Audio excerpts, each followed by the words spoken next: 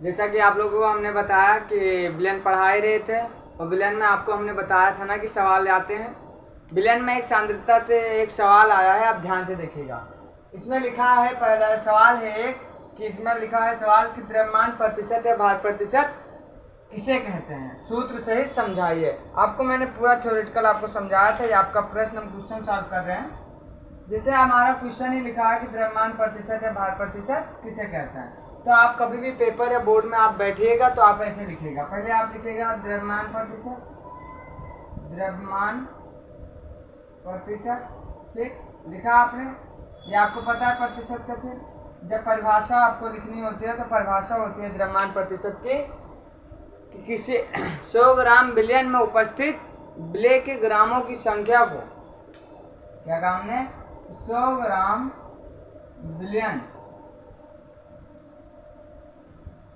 में उपस्थित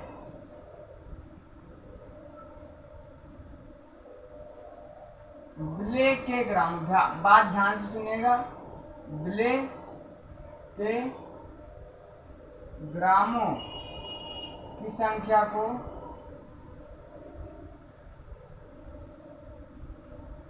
भार प्रतिशत कहते हैं या द्रव्यमान प्रतिशत कहते हैं, ठीक। अभी आप कंफ्यूजन में मत रहिएगा, आपके पेपर में पूछ रहे कि द्रव्यमान प्रतिशत या भार प्रतिशत किसे कहते हैं, ठीक। आपको मैंने बताया ही था कि भार प्रतिशत और द्रव्यमान दोनों एक ही चीज है। आपसे कह दिया जाए द्रव्यमान या भार, दोनों एक ही चीज है, ठीक। आपसे कहा गया है कि इसे किसे कहते हैं, ये तो हमने परिभाषा लिख दी, अब इसका हमें सूत्र समझाना था, ठीक। पहले इसमें लिखा है, देखो, विलेय के ग्रामों की संख्या, और दूसरा लिखा 100 ग्राम विलेय का मतलब। अब देखिए सूत्र लिखना है तो हम लिखेंगे भार प्रतिशत या द्रव्यमान प्रतिशत, द्रव्यमान प्रतिशत बराबर, और सूत्र लिख रहे हैं तो ये देखिए 100 ग्राम विलयन है आपका, ये लिख दिया आपने, विलयन का आयतन ग्राम में दिया ना, विलयन का आयतन ग्राम में, ठीक। और लिखा विलेय की संख्या ग्राम में, विलेय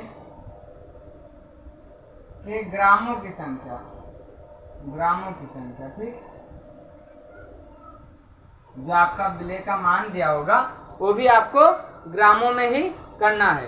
अब आपको इसमें देखिए कि इसमें 100 ग्राम इसका निश्चित दिया, तो ये आपका प्रतिशत निकाल लो, ठीक।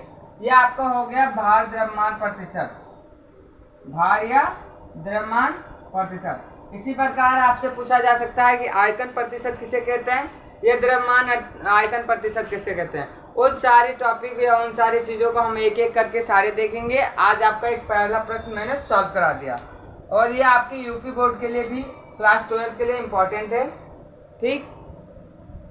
आपको सवाल समझ में आ गया ना।